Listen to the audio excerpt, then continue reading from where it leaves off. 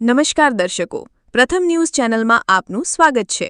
રજૂ છે આજના સૌથી મોટા અને તાજા બ્રેકિંગ ન્યૂઝ। ચાલો શરૂ કરીએ આજના મુખ્ય સમાચારો સાથે।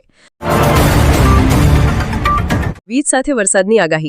હવામાન વિભાગ મુજબ રાજ્યમાં આગામી 7 દિવસ હળવા વરસાદની શક્યતા છે, જ્યારે નવસારી, વલસાડ, તાપી, ડાંગ, દમણ અને દાદરાનગર હવેલીમાં ભારે વરસાદ પડી શકે છે અને 15 થી 17 ઓગસ્ટે રાજ્યમાં ગાજવીજ સાથે વરસાદ થવાની આગાહી છે। Upper air cyclonic circulation system સક્રિય થવાને કારણે વરસાદી માહોલ બનશે। અમદાવાદ અને ગાંધીનગરમાં હળવા વરસાદની સંભાવના વ્યક્ત કરવામાં આવી છે। પાલનપુર આબુના ટોલ ટેક્સનો વિરોધ। પાલનપુર આબુ હાઈવે ખેમાળા ટોલટેકા પર નજીકના 20 કિલોમીટર ત્રિજ્યામાં રહેતા ગ્રામજનો પાસેથી ટોલ ટેક્સ વસૂલવાના વિરોધમાં મલાણા ખાતે 20 થી વધુ ગામોના લોકો એકત્ર થયા હતા। ટોલમાંથી મુક્તિ અને હેરાનગતિ બંધ કરવાની માંગ સાથે આગામી સપ્તાહમાં ધરણાનું આયોજન થયું હતું। અમેરિકા પર 50% ટેરિફ લાદવાનો ભારતનો પ્લાન। ડોનાલ્ડ ટ્રમ્પ દ્વારા 50% ટેરિફ લાદવામાં આવ્યા બાદ ભારત પણ વળતો જવાબ આપવાની તૈયારી કરી રહ્યું છે। હિન્દુસ્તાન ટાઈમ્સના અહેવાલ મુજબ ભારત પણ કેટલાક યુએસ ઉત્પાદનો પર 50% ટેરિફ લાદવાની યોજના બનાવી રહ્યું છે। ભારત દ્વારા રશિયા પાસેથી તેલ ખરીદવાને કારણે અમેરિકાએ ભારતીય સ્ટીલ, એલ્યુમિનિયમ અને અન્ય ઘણા ઉત્પાદનો પર 50% ટેરિફ લાદવાની જાહેરાત કરી છે। કેન્દ્રીય નાણામંત્રી નિર્મલા સીતારમણે આજે સંસદમાં નવું આયકર બિલ 2025 રજૂ કર્યું।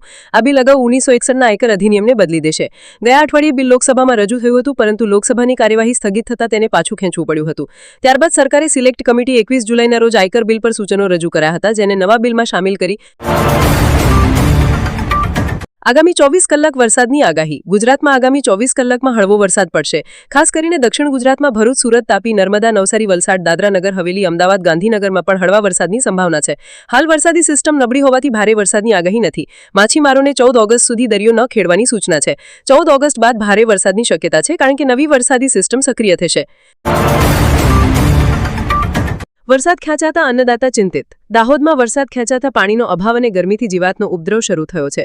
દાહોદ જિલ્લાના ખેડૂતોએ 35,875 હેક્ટર જમીનમાં સોયાબીનનું વાવેતર કર્યું હતું।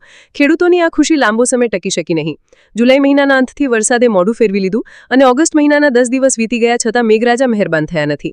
તાપમાનનો પારો 36 અંશ સેલ્સિયસથી 31 અંશ સેલ્સિયસ વચ્ચે રહેતા ખેતરોમાં ઉભેલો સોયાબીનનો પાક હવે કરમાવા લાગ્યો છે। આ હતા આજના મુખ્ય બ્રેકિંગ ન્યૂઝ। વધુ સમાચારો અને અપડેટ્સ માટે જોતા રહો તમારા ન્યૂઝ ચેનલ। અમને સબસ્ક્રાઇબ કરવાનું ભૂલશો નહીં અને બેલ આઇકન દબાવો, જેથી તમને નવા વિડીયોની નોટિફિકેશન મળતી રહે। ફરી મળીશું નવા સમાચારો સાથે। શુભકામનાઓ।